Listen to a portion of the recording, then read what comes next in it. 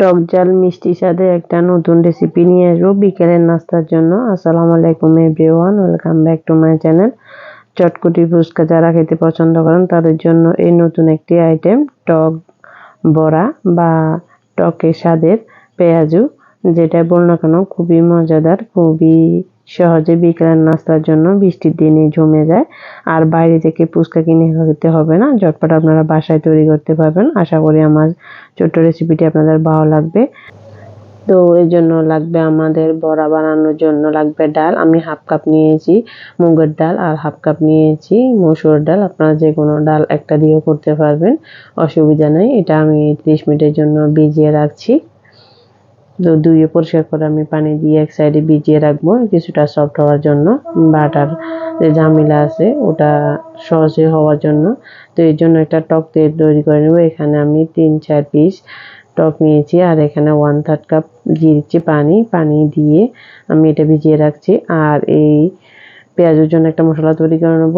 জিরা, ধনিয়া, গোলমরিচ আর 2টা দারচিনি, শুকনো খোলা, এটাকে ভেজে গোল্ডেন ব্রাউন করে নেব যাতে ভালো একটা সুঘ্রাণ পাওয়া যায়। তো এটাকে আমি ব্লেন্ডারে দিয়ে গুঁড়া করছি না, শিলপাটা গুঁড়া করছি। আপনারা চাইলে ব্লেন্ডারেও ব্লেন্ড করে নিতে পারবেন। তো এটা গুঁড়া করে আমি এক সাইডে রেখে দিচ্ছি।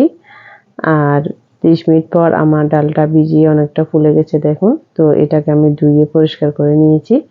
পরিষ্কার করে আমি এখান থেকে 2 টেবিল চামচের মতো আস্ত ডাল রেখে দিচ্ছি, বা একটু বেশি হবে। বাকিগুলো আমি বেটে নিচ্ছি, আপনারা চাইলে ব্লেন্ডারে ব্লেন্ড করে নিতে পারবেন।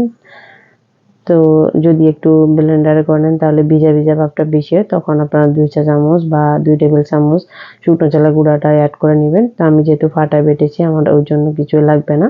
তো আস্ত যে ডালগুলো রেখেছি ওটা আমি দিয়ে মেখে নিচ্ছি। তারপর দিয়ে দিচ্ছি আদা পেস্ট হাফ চা চামচ, রসুন পেস্ট হাফ চা চামচ, দিয়ে দিচ্ছি 2টা পেঁয়াজ কুচি, দিয়ে দিচ্ছি ধনিয়া পাতা কুচি, আর দিয়ে স্বাদ মতো লবণ। এখানে দিয়ে দিচ্ছি হলুদের গুঁড়া, দিয়ে দিচ্ছি মরিচের গুঁড়া, আর দিয়ে দিচ্ছি আমি যে মশলাটা রেডি করেছিলাম ওটা দিয়ে দিচ্ছি চিলি ফ্লেক্স। আমার কাছে কাঁচামরিচ ছিল না তাই আমি চিলি ফ্লেক্সটা বেশি করে ব্যবহার করেছি, আপনারা চাইলে কম ব্যবহার করতে পারবেন। তো দিয়ে দিচ্ছি হাফ চা চামচ কালো জিরা। তো কালো জিরাটা যারা পছন্দ করেন না তারা স্কিপ করতে পারবেন। তো আমি 1 চা চামচ দিয়ে দিচ্ছি শুকনো চাউলের গুঁড়া যাতে এটা আর একটু ক্রিস্পি হয়। এবার সবগুলো উপকরণ মিশিয়ে নিচ্ছি, মিশিয়ে নিয়ে হাফ চা চামচ দিয়ে দিচ্ছি গরম মশলার গুঁড়া। এটাও একটা ভালো ফ্লেভার আসে। তো আমি মুঠো করে দেখছি, দেখুন বড়াটা শেপ হয়ে গেছে। তো আমি যেহেতু ডাবল লেয়ারে ভাজবো তার জন্য আমি একটু মোটা মোটা করে বড় বড় করে লেচি কেটে নিচ্ছি দেখুন। আর এর ফাঁকে টকটা রেডি করে রাখছি। তো এখানে দিয়ে দিচ্ছি 1 চা চামচ চিনি, দিয়ে দিচ্ছি হাফ চা চামচ লবণ, দিয়ে দিচ্ছি হাফ চা চামচ চিলি ফ্লেক্স, আর দিয়ে দিচ্ছি 1 চা চামচ ধনিয়া পাতা কুচি, আর সাথে দিব একটু লবণ। আর যে মশলাটা আমরা তৈরি করেছিলাম ওটা থেকে দিয়েছি হাফ চা চামচ লাল মরিচের গুঁড়া, দিয়েছি হাফ চা চামচ। তো সবগুলো উপকরণ একসাথে মেখে আমি এক সাইডে রেখে দিচ্ছি। পরবর্তীতে লেবু অ্যাড করব যাতে স্ট্রং একটা ফ্লেভারের জন্য।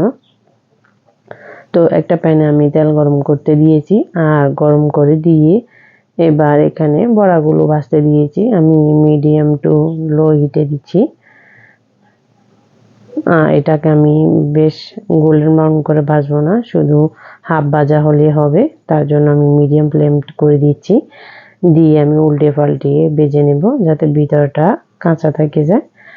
যেহেতু আমরা ডাবল লেয়ার ভাজবো তাই বেশিক্ষণ ভাজবো না, 3 থেকে 4 মিনিটের মতো ভেজে এটাকে উল্টে পাল্টিয়ে উপরটা শুধু ভাজা হলে নামিয়ে নেব।